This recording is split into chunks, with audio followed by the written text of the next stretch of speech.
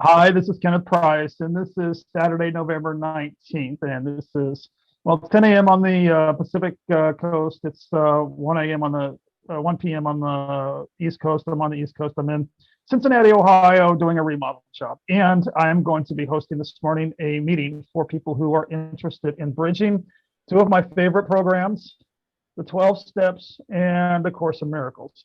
Folks, I've been a 12 stepper for a very, very, very long time. Since the late 80s, I walked into my first 12-step meeting.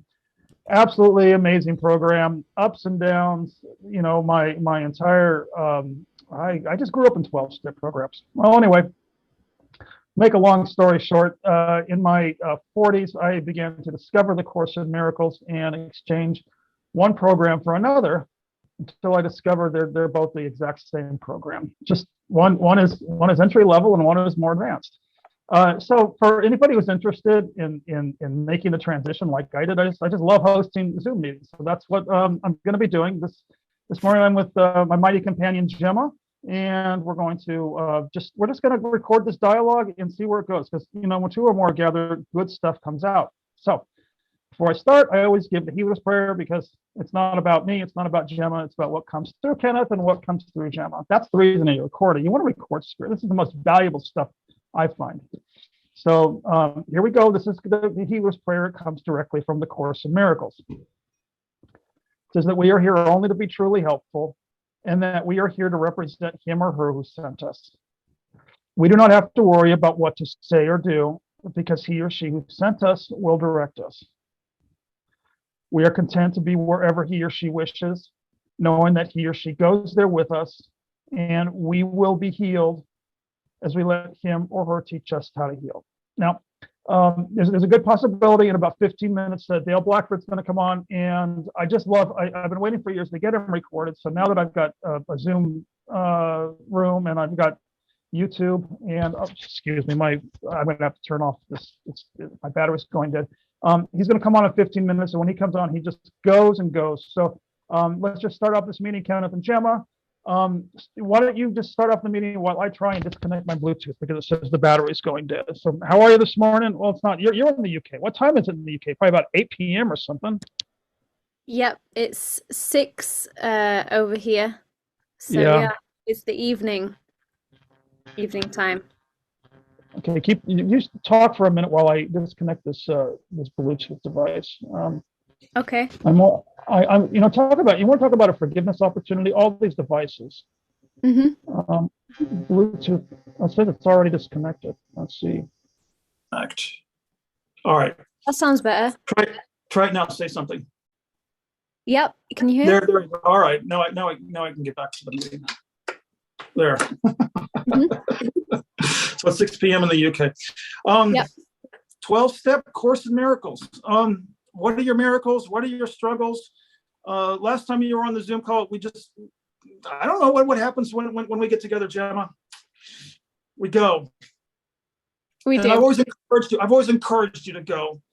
I just, one of the things that I think, has kind of founded our relationship was, when we get into these spiritual communities, we can oftentimes misunderstand the intentions of the communities, and believe we're being censored. And, yeah. and spirit wanted to put an end to that nonsense, brought us together. So I'm old enough to be your father, and I gave you permission slip to let it rip. I want to let it know. Let's see, if I say that it's not spiritual. Oh, that's not spiritual. Oh, it's tied up in a pretzel. There's nothing spiritual about that. And I still, by the way, I still go through it. Tie myself up. It's fear. Fear's the opposite of love. Yeah. I think that brings up the things around speaking and fearing to speak what you feel is true or what is true. And that thing, it comes up for me a lot, especially with recordings and things like that. And then it's like, oh, I shouldn't have said that, or I shouldn't say this, or I should say that. And it's people pleasing, isn't it? And it's wanting to make sure, everyone's happy, which is a good thing because we want to be happy. So I don't judge myself for that. But at the same time, it binds us. It makes us feel like speak. I'm glad. Okay, perfect. We just start this off, and Spirit gives us a topic. Let's talk about people pleasing. I'm in the Yeah. middle of that, by the way. I'm remodeling I'm doing a job for David Hoffmeister here in Cincinnati, Ohio. I'm remodeling. You can tell I'm sitting. Remodeling the look in the back and see the partial framing of a wall. And again, I'm in the Living Miracles community for another project, and Swab is the one who's coordinating it. So we're living together while this is getting completed.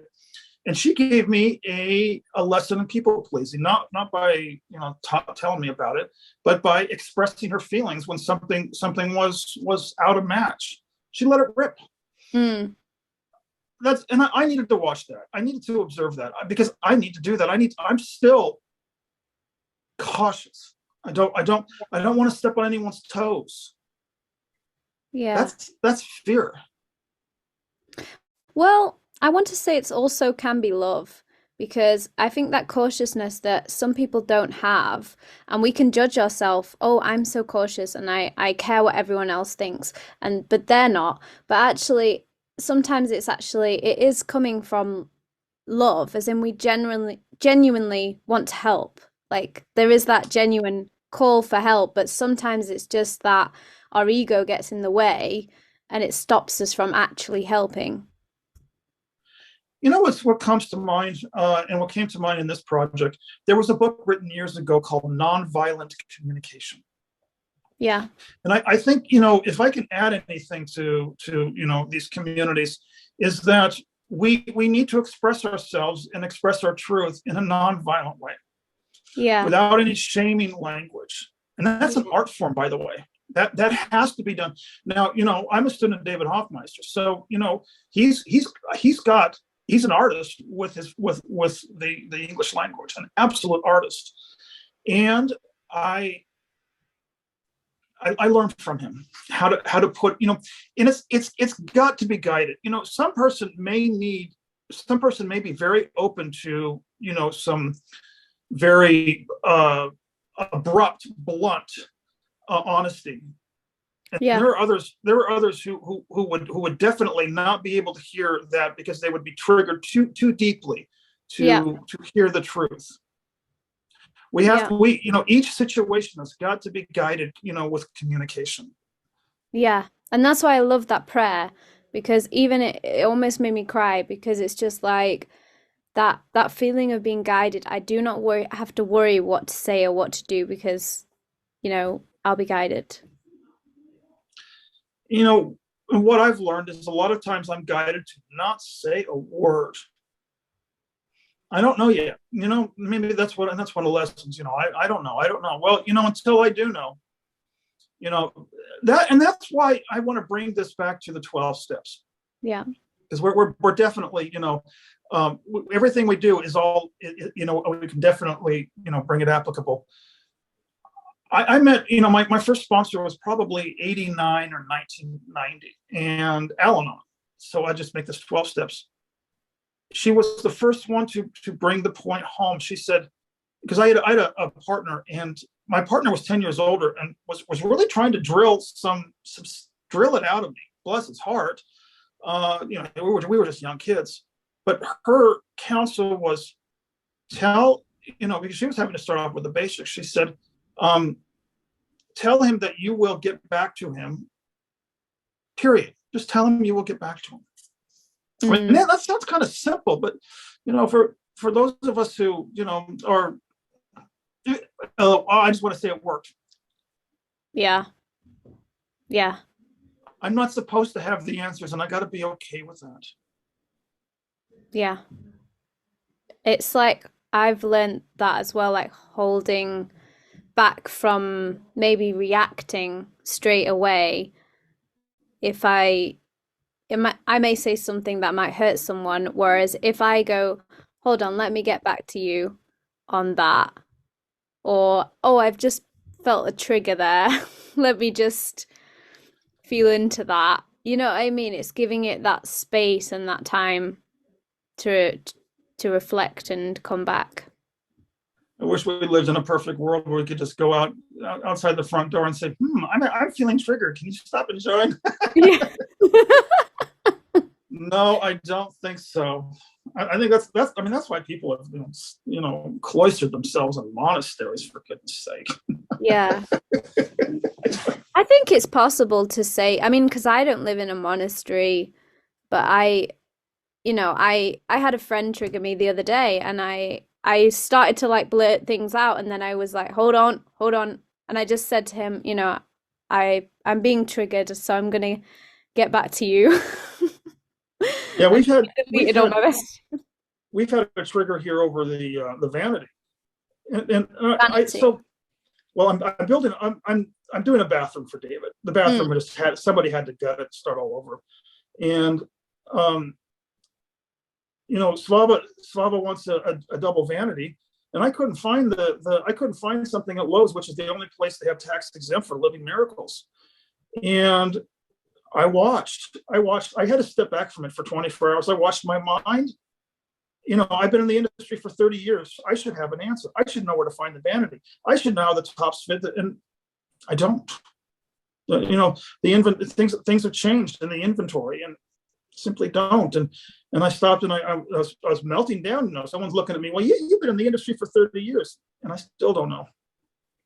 No, we don't always know things just because we have done them for however many years. Like there's times where I don't know things about music, and people are like, oh, you should know this, you're a musician, but it's just we know what we know.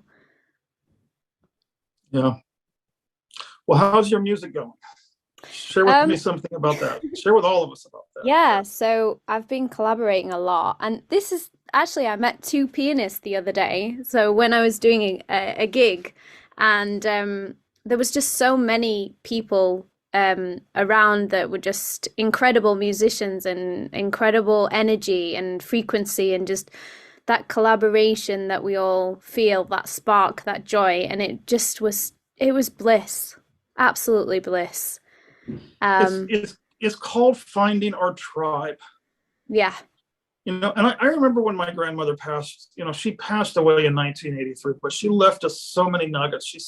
She looked at us, and she knew she was on her way out, but she wanted to, give us just a few real good ones for the road, basically. She said, kids, just expect that you will go through, and this was in her language. She said, expect that you will go through several sets of friends in your lifetime, which is her way of basically saying, the tribes will shift and morph as you grow and evolve. It did for her. Yeah. I think as well. Yeah, go on. No, I want to hear you. Yeah, I think as well for me, like I found it difficult sometimes finding my tribe at first because I am very expressive and emotional, and that can trigger people. But I think once I was able to express that through the music, through the dancing, and people like, wow, like this energy it's like when I was given that place to actually do it, then I became kinder and loving and more at ease with myself, because I think when you have that space where you can express yourself and people don't judge you as well. So like, say if I have a problem, like my band will just let me talk about it. I don't have to hide what I'm feeling. We just have a laugh about it. Oh yeah, that's it's about fun and lightness, and you just, I think when we become so serious and we're not able to hear it's like you have to be serious about loving, as in, serious about listening to other people and making sure that we're all heard and seen. And I think this has been my passion is I get triggered when I don't feel seen or heard. And I know that that's my trigger. And I'm trying to create spaces where I can allow people to be seen and heard. And I know that that's what you do as well, because you have been through such a similar journey to me in many ways, but different in other ways. but in the sense of that, you know, we've both had mental illness, we've both had a psychiatric parable, you know, we're both very expressive people, fun people. And, you know, the fact that you've created this ministry where you are allowing people like me to be seen and heard and not be seen as mentally ill, when I've spent so many years being judged as mentally ill. And now I can safely tell people, even when I'm having a mental moment, I can say, look, you don't need to judge this as a bad thing. It's okay. Like, I'm all right. I still love you. I'm still okay. You know, it's about allowing others to see that, you know, we're a part of you. We're connected, you know. We're not just a spare something that's gone wrong, you know. Like, I don't know if that makes any sense. It makes, you know, of You're course, frozen. not only does it make sense, but I'm glad I got it recorded. Because you're right, Gemma. This is the reason I'm not, how do I put this real carefully, because I'm being recorded. No, I don't hand out any spiritual advice. I don't give any spiritual direction. And there's nothing wrong with spiritual advice, and there's nothing wrong with spiritual direction. I because of my, you know, status as a wounded healer in my psychiatric parable, I give space. Yeah. Because you're right, people do need to be seen and heard. Well, we will the answers, remember in the 12 steps, the answers will find us if our own house is in order. How do we get our own house in order? You're right. We have to express. That's what I love about, you know, I've loved about following you. I mean, if you want to share more, I know you can. You express through your art. You know, they you know, here at Living Miracles, they have expression sessions. And although they can be very beneficial, art can do the exact same and actually create, you know, a message, you know, in form. Yeah. You know, a lot of people here say, well, form is just an illusion. That's where all my hair went. I tore out all my hair. Hearing, oh God, you know, stop. No, and my father taught me that. He said, mine wasn't music. It was obviously, you know, was construction. You know, I'm sitting here with tons of tools. I'm sitting here at my workbench. We're builders, as in, like, I'm not a builder, like, as in I don't make stuff like that. But there are people in this world that build communities, build houses, build studios. You know, my guitarist has built a studio. You know, we need these people who understand how to build, to support us. That we're here to support, you know. There's no illusion there that as in it's all an illusion. In fact, I have a song called Illusions. I want to hear that one. Are we just all illusions? Are we just all illusions? It's just repeats that. But it says, you know, when you look at me, tell me what you see. Do you see the person right here, or are you just analyzing me? And you know, it's just getting you to think, you know, the illusion is just a way you've got to see through the veil of what is actually there and not judge any of it, you know. So when we're judging the form, we're, you know, saying, because I used to think that, I used to go, well, I shouldn't be a singer because that's me wanting to do something in the world. But then I realized that makes me happy, so I'm going to do it. I'm almost frightened to ask you. Did someone? I hope a spiritual person didn't tell you that. Remember, you know the old adage about this? They used to always call them like those Catholic rulers that had the nun. And No. I think I think it was me. met a- I think it was my own self, not just the people. There was a few people probably that said, yeah, there was people, not, yeah, there was people that said, you're full of ego, you just, it's delusional, you're trying to be something in the world, and I follow my heart, I follow my gut, because I had another teacher who says, this is incredibly important that you do this. This is your mission here on earth. You need to get these songs out there, and you need to sing, and you need to share your music. This is your role. So not just that, but this is one of the things.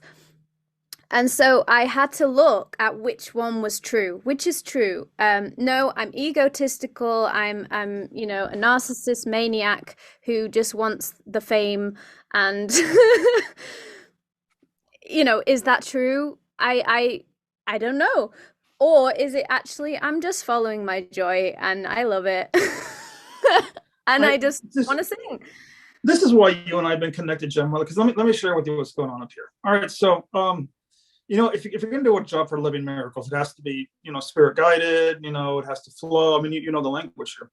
And that's fine. That's been my MO for, the last 3 decades, which is why, I never made any money, but I've had, great healing opportunities.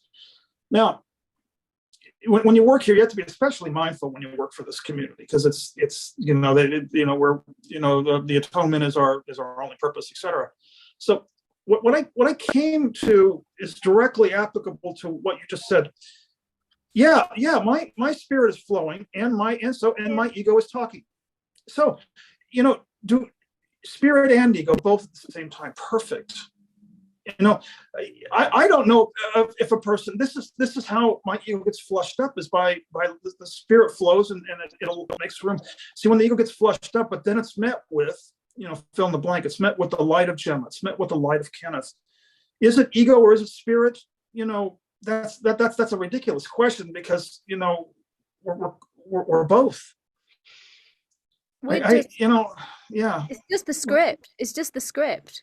We don't know what it is. We're just living, and we're here. And if we judge it as ego, it's ego, and if we judge it as spirit, it's spirit. But I do think there is a path that we're supposed to follow, because I think it when it lights up. If it lights you up, if you feel joy, if you feel happy, and if you feel seen, and you feel safe, and you feel loved, and if you trust, you feel it. You feel it viscerally in your body. You just know.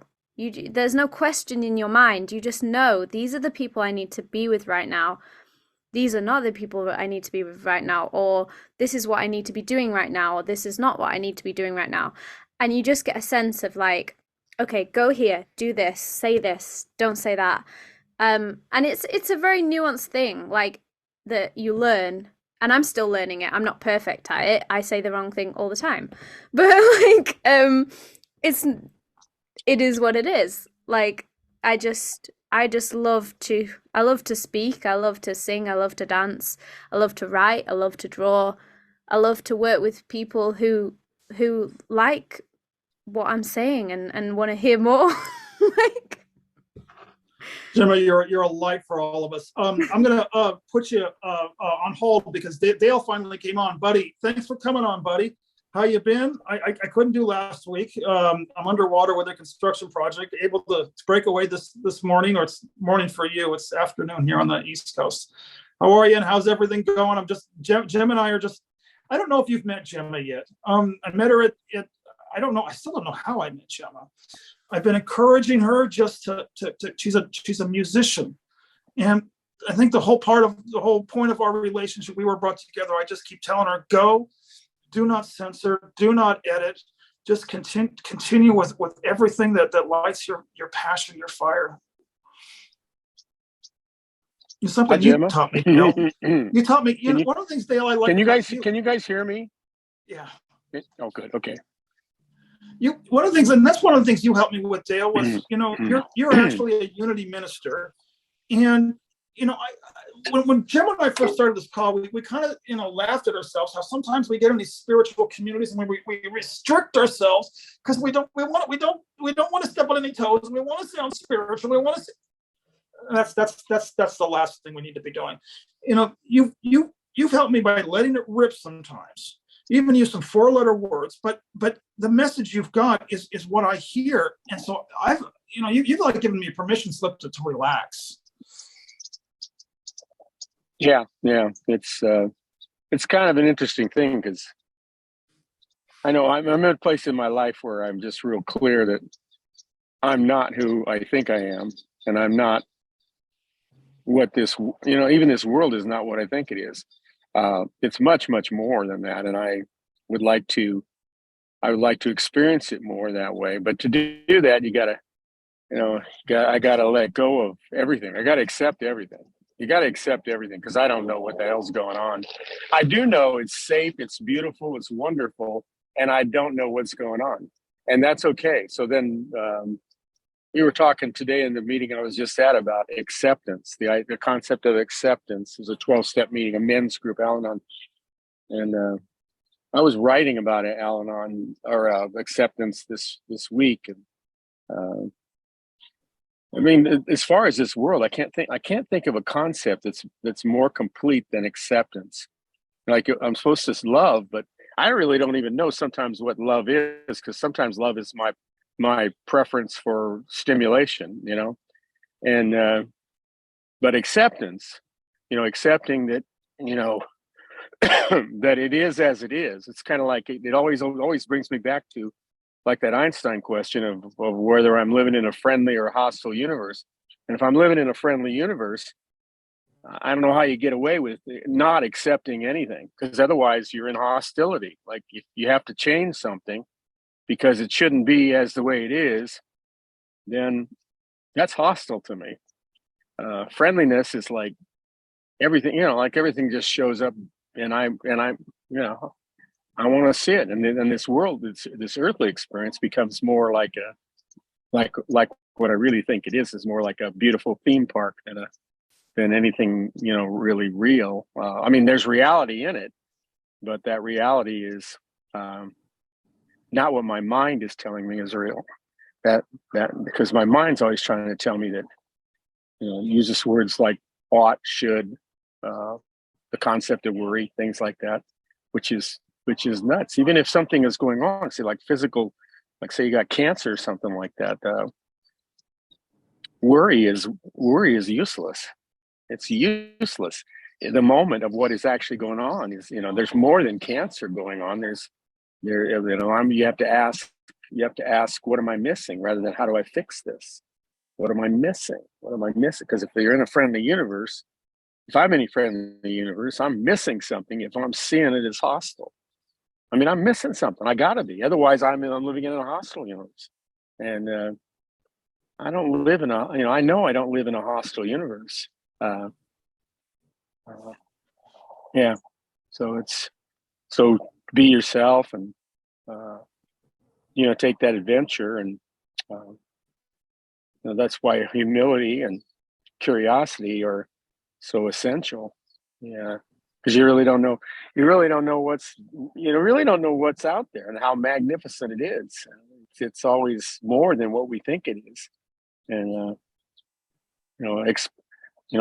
explorers of who they are, excuse me, are available to see that. That's when I accept I'm available to see and to experience beyond what my mind tells me what is. I'm like, well, okay, what's here?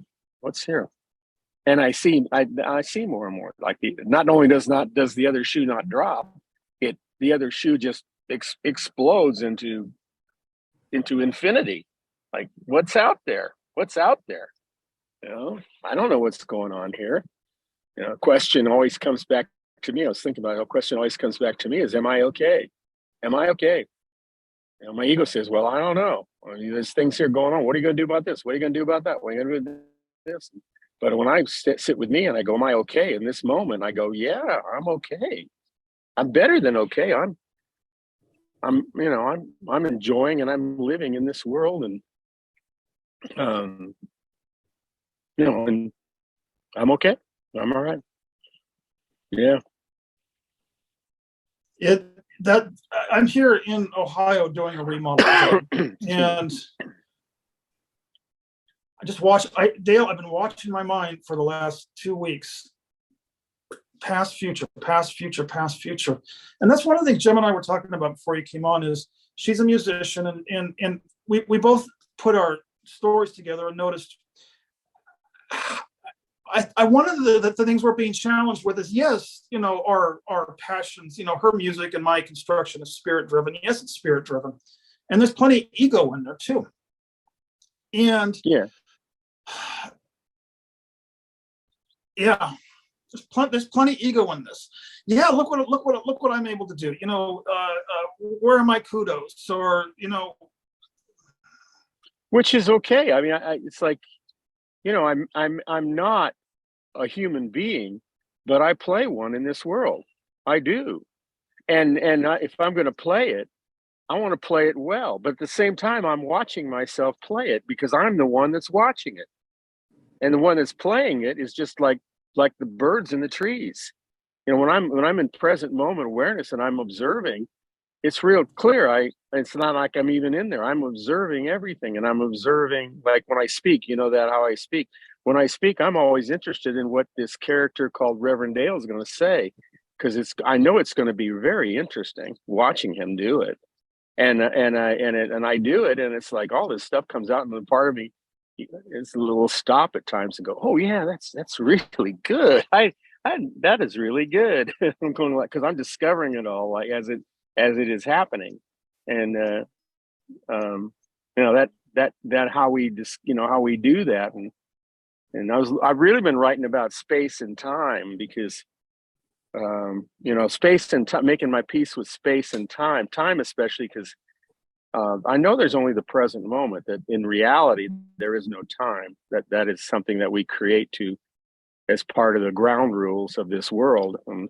And it's a psychological part of it, and it's like, so you can't throw it out. You're like, I've got an appointment in an hour. Okay, well, no, there's no time, so I'm not putting that down into my book. No, that's not it.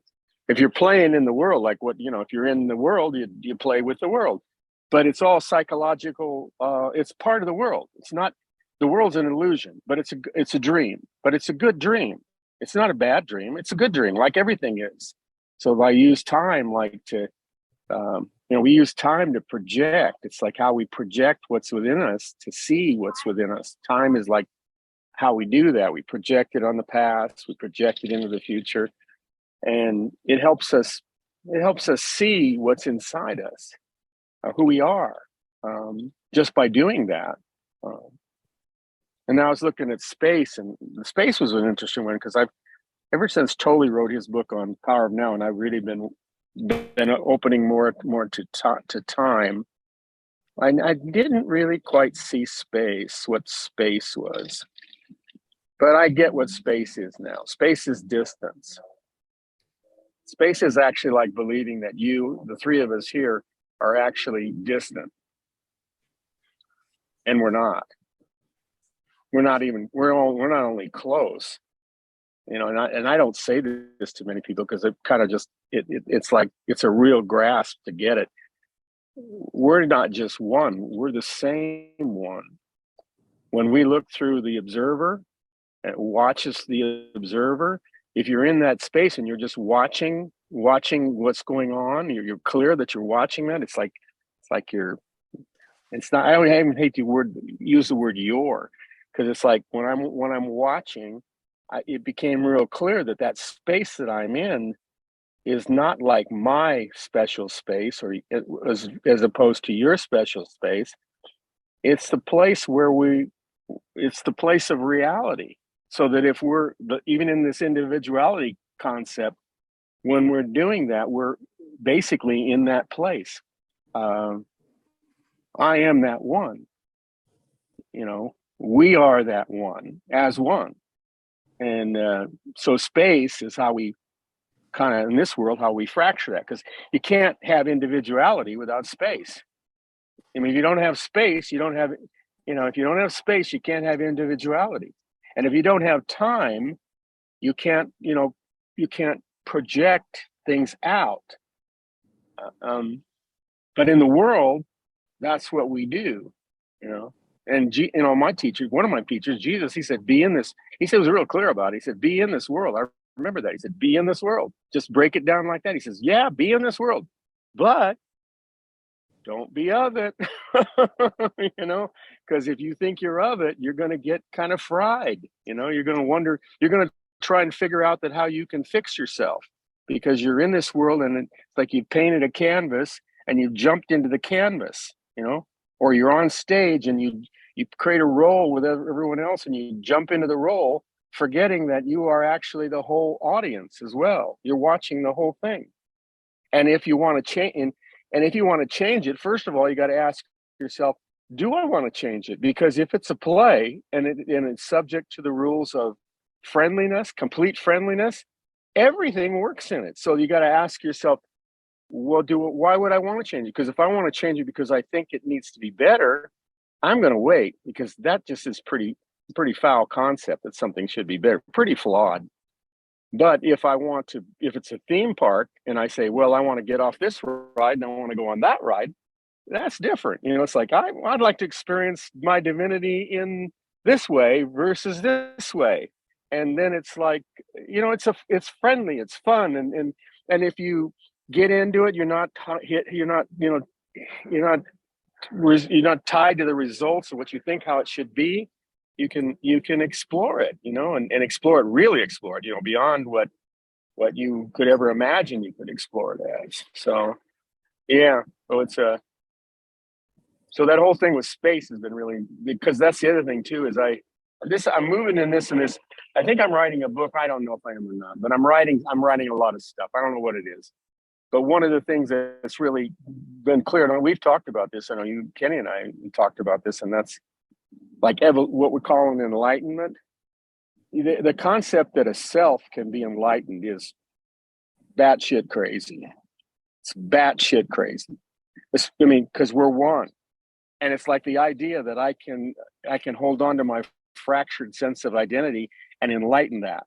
No. And that's why it's difficult too, by the way. That's why it's very difficult to be clear and enlightened as a one if you're going to try and do that. That's why the wise teachers like Krishnamurti was really wise. He didn't try to enlighten people. He just came closer to them. He came closer to them because our enlightenment is that one becoming collectively aware.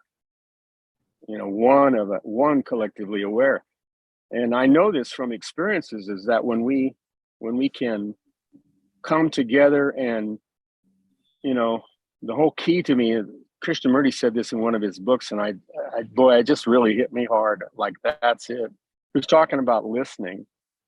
He was saying, I said this before, he said, if you could listen to another person. He was talking to David Bohm, who was, a great thinker, physicist, and he was saying that if 10 people could listen, the whole world would change dramatically. It would come into enlightenment if 10 people could. But to listen that way would be that you would be observing, so that when you were listening to someone, you would be one with them. Actually, the best way I can describe it is like you'd be midwifing them as they expressed what they were holding back inside. They were giving it out, and it didn't matter. I killed someone, or I did this, whatever it is. You'd be getting it out, and listening would be midwifing that, where no matter what was said, your mind wouldn't be going like, oh, that reminds, I wonder what, no, I don't know if I agree with that. Wouldn't be doing that. It'd be just like all just open to be able to midwife that and listen and hear and be there for that person while they're letting all this stuff out, which is important. I think that's what keeps us stuck on this, in the idea that we're of the earth, is that all this stuff we got inside. And so you do that, and anyways, he's talking about that, and he was saying to Bohm, he was saying, this is in '83, and he was saying, if 10 people could do that, he said, the whole world would change. And Bohm's going like, thinking, well, there's, all the people have been so aware and stuff. He says, why hasn't that happened? And Krishnamurti said, in '83, he said, there aren't 10 people. There aren't 10 people. Wow. And when I heard that, and this was not ego, but I said to myself, I don't know how that happens, but I put out the intention and I said, I would like to be one of those 10 people, because I would, it seems like to me that would be a good reason to be on this earth, is to be a person who could do that, be able to do that. And I practice it, but more often than not, I practice it in error, but I'm always, the truth that makes me free is catching the error all the time, going like, oh yeah, there you're gone now, aren't you? You were with that person, but you're not there anymore, are you? You're back inside your rational mind with this. So anyway, I think that's where we're at. Like I think why 12, you have this on 12 steps. I think that's the wonder of 12 steps, because I don't know that there's any model worldwide that approaches listening, like that kind of listening, even close, other than 12 steps. And of course they structure it so it can't really go there, but it starts to go there. You can't give crosstalk. Even if you're giving crosstalk in your head, you can't speak it out. And that's kind of like you're seeing the thread of what can happen when we listen to each other. Really, what would happen if we could actually, we really listen to each other, that we made that the purpose.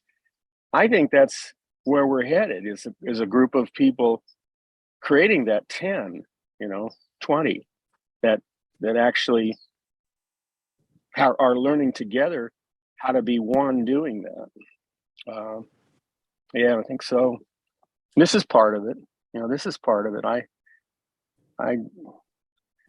I'm so grateful for 12 steps, because people ask me, like the 12 steps and all the things about the program is great. And I look at it and I go, yeah. But the reason why I come back to 12 steps is because of those meetings where, I'm with people and they're starting to do that. Sometimes they surprise me. One time one guy shared one of these meetings where I'd been with him, he'd been coming to our meeting for 10 years. I've been with him, and then he shared how his whole job imploded, where how people were thinking ugly things of him, and it all come out and they all said, yeah, this is what we've been thinking about you for 10 years and you're fired. And he's sharing this. He's just gone through it and he's sharing it. And I'm going like, wow, now we're talking about gold, because it isn't whether it's fair or the healing from it or anything. It's like, here is one of us, saying kind of in a way like, I took on this cloak of humanity, and here's what I held inside, and here's what I don't want to hold inside anymore. I want to let it out. And the group could listen. You can tell. The group could listen only to a certain degree, but that's okay. It's the start. I mean, if I was doing a group like this, I would just be doing that all the time. Like maybe talking to people about how when the most important thing, giving midwifing that kind of experience, that listening will just not. I mean, that's naturally in us. It's not something we have to learn. It's naturally in us. The work would be noticing when we're choosing to not do it. Just notice it, not to fix it, but just go, oh yeah, I'm gone. I left here. Yeah. I'm glad you brought this up, Dale, because one of the things that Jim and I talked about before you came on board was, I don't give people spiritual advice. I don't correct them when they're, with a Course in Miracles, pointer. For some reason, and it may have to do, because you were one of my early teachers in this, is I found it more helpful just to give them a permission slip, offer them a permission slip, and just wait patiently, because like what they say in the 12 steps, the answers will come if our own house is in order. And just like you said, this is how our own house is in order, is we've got to let it out, but we've got to let it out where it's met with love. You know, all this stuff that we're attempting to do has got to be met, you know. It's like we got two paradigms. I call it the old paradigm, the new paradigm. The Course in Miracles calls it the ego and the spirit. You know, listening versus hearing. That's what Gemma had said before, you know, you came on the call. Was she thanked me for creating a container where people could be seen and heard. And I don't know why I'm doing this. But you know, Gemma pointed out that may be the reason why I've started hosting these Zoom calls. Is that's how I got better. Is I realized when I shared my deepest, darkest secrets, and the person across the room, instead of running to call 911, was actually just yawning. Oh, you know, I realized it wasn't serious. You know, and that's one of the things I like about this community, Living Miracles, is they have something called the clarity process, and they have expression sessions where we have to bring up all of our, as many as we can. I don't know anybody's been able to do it perfect, but bring up our private thoughts. But we've been doing that in the 12 steps for decades. We've been exposing our private thoughts. There's nothing new under the sun. We expose it, we let it out, and we just notice. Feel lighter when I leave those rooms. You know, you expose your deepest, darkest secrets, and you're out there, 20 minutes later laughing, sharing a cup of coffee, going out to dinner. Realize, well, gee, that if that wasn't so serious, maybe. And that was the other. Gemma brought up the topic of seriousness. If we just let it out, realize that none of it's serious, and then we'll discover that this whole thing is an illusion. Well, I don't want anybody to tell me this is an illusion. And it's not only not serious. It's awesome. It's awesome. I mean, it is really awesome. It's like God talking, like what's inside us. It's like, I mean, it is. It's like, oh my gosh, it's, I have this thing, and this came out of something when I was doing something called practicing, which I don't practice much stuff like this, but I was practicing something called human design, where you do charts and stuff like that. And the thing I liked about human design was they would, and then the guy who founded it, he would say, this is who you are. Like if you did your chart, it would be like, this is who you are. I knew that was not true. It's not who I am, but it is my incarnate vehicle. It is my incarnate vehicle, that I have a specific incarnate vehicle that I think I chose, or somehow I came into this world with. And as I looked at more and more, like doing charts and stuff like that, particularly getting into the details of what the charts meant, what I started realizing was that everybody, it's almost like this. Everybody is this, it's like we fractured this, and I'm not sure why. We fractured out into individualities. And it's like on this earth, we are exploring a certain aspect of human flaw or human unconsciousness. Each one of us, like we got our own little assignment we're doing. And we're here, like it's a tough assignment, but it's like that assignment is the one that we bring light to, like being able to share it, like being serious, that, to bring light to it. And each person is bringing light to some situation. And it's like, and we got to get, those of us who are aware, we've got to realize, what did Nietzsche, I think it was Nietzsche said, there is no truth. Everything is permittable. He's right.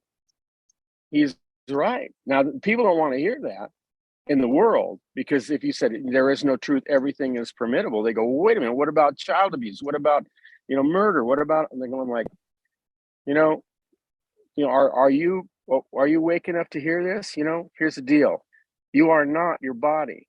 You are not your psychic self. You are not the vehicle that you are motoring around here on this earth. So, what can things happen to that vehicle? Of course they can. Of course they can. But can things happen to you? No. No. You are eternal, and you are the one watching the whole show. And then, it's like you live with a sense of, you live with a different sense of purpose about exploring, finding out what's missing rather than what's wrong. And I was going somewhere with that, but I don't remember where I was going. But at any rate. Yeah, that's the reason I want to get you recorded. That's part of the reason, I've been doing these Zoom calls. I've told you many times I've been wanting to get you recorded for years. It's kind of selfish. Because I don't know, someday when I'm old and retired, which probably will never happen, I'm going to go through all these transcripts, put together a collage. One thing that you said, remember you said it to me years ago, over 10 years ago, you said, trust me, it started this whole ball rolling, but anyway, you said you were not the one on the painting, in the painting, doing the painting. You were the one watching the one, but you know what I'm talking about. Right. So I was doing a Zoom call. This is Saturday. I was doing a Zoom call on Wednesday. And I said, well, when I thought I was the one doing the painting, in the painting, I was doing a Kandinsky painting, which was all abstract and very loud and had lots of straight lines and made no sense. But then I said, I started waking up and I pulled back and I forest for the trees above the battleground in the movie theater itself, watching. So then I made the point, well, now that I'm probably going to live another 35, 40 years, now that I quit smoking, I might even make it to another 40 years. I get to go back and continue painting, but now I have a choice. Instead of it being a Kandinsky painting, I think I'm going to choose, a Monet and do the Gardens of Giverny and just make it very soft and very gentle and palms and trees and sunsets.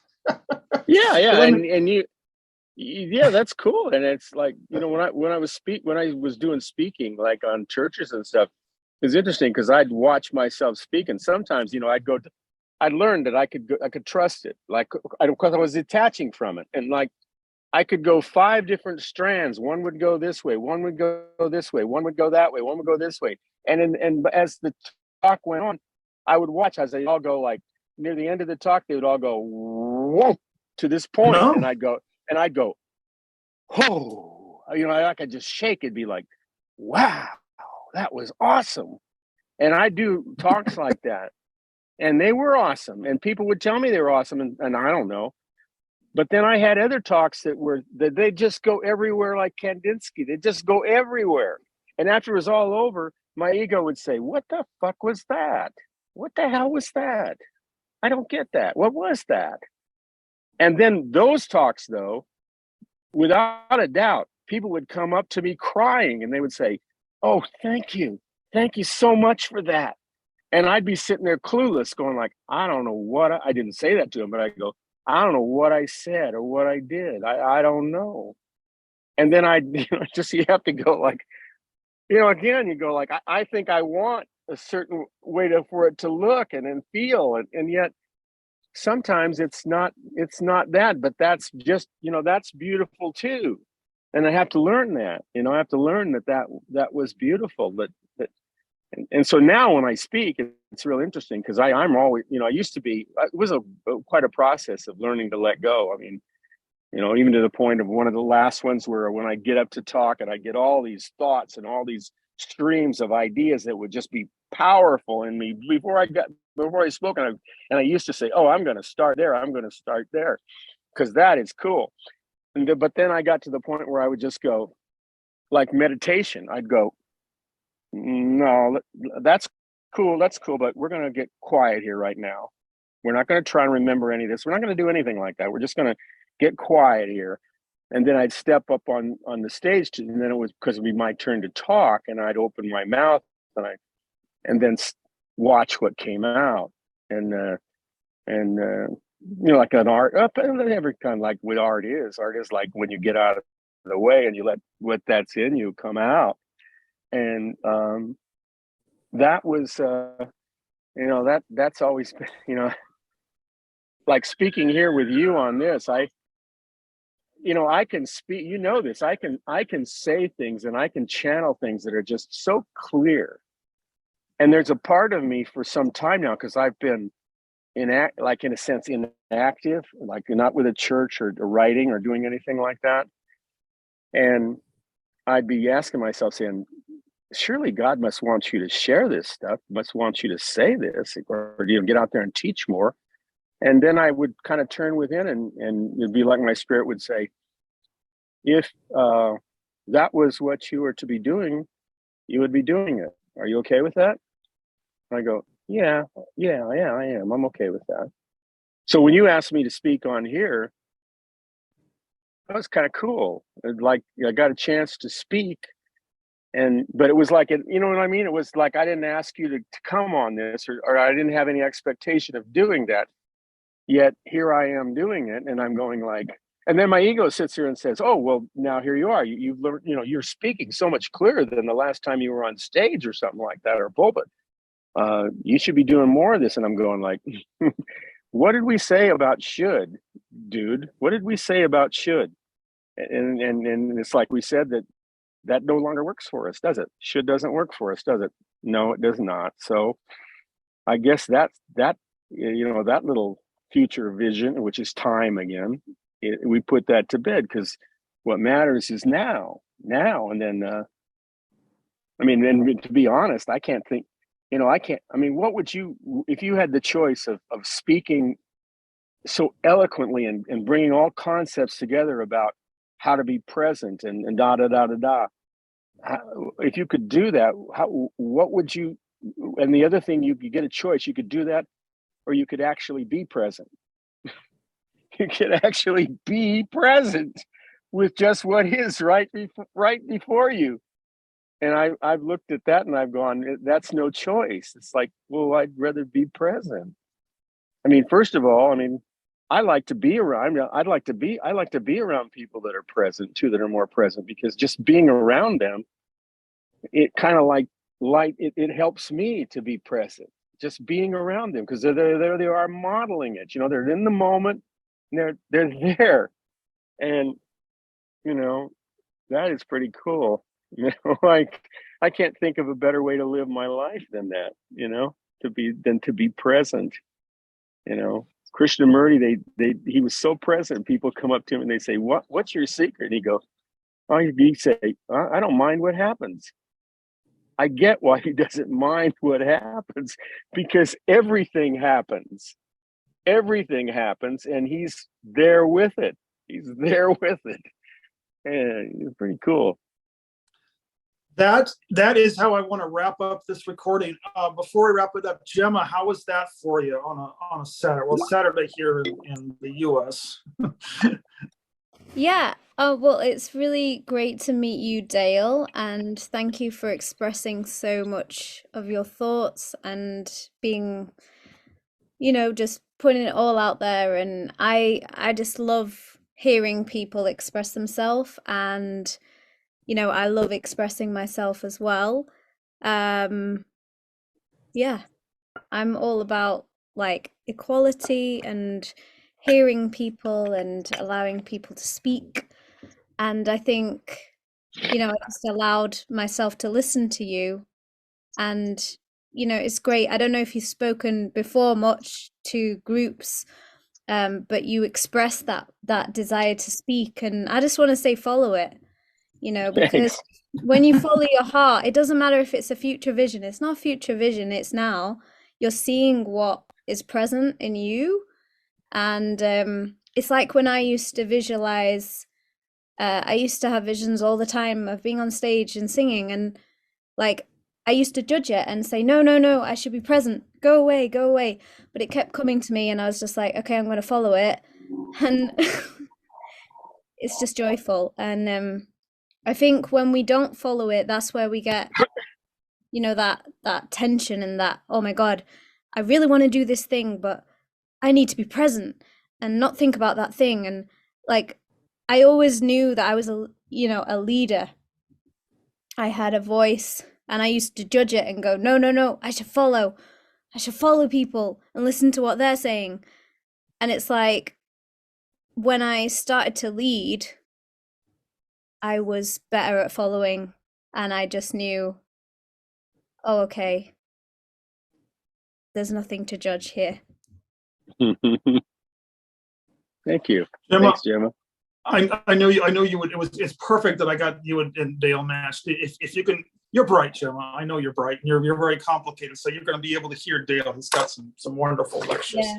I'm going to wrap up this recording. We can leave the Zoom room open, but I'm getting tired, but I want to keep these recordings at an hour.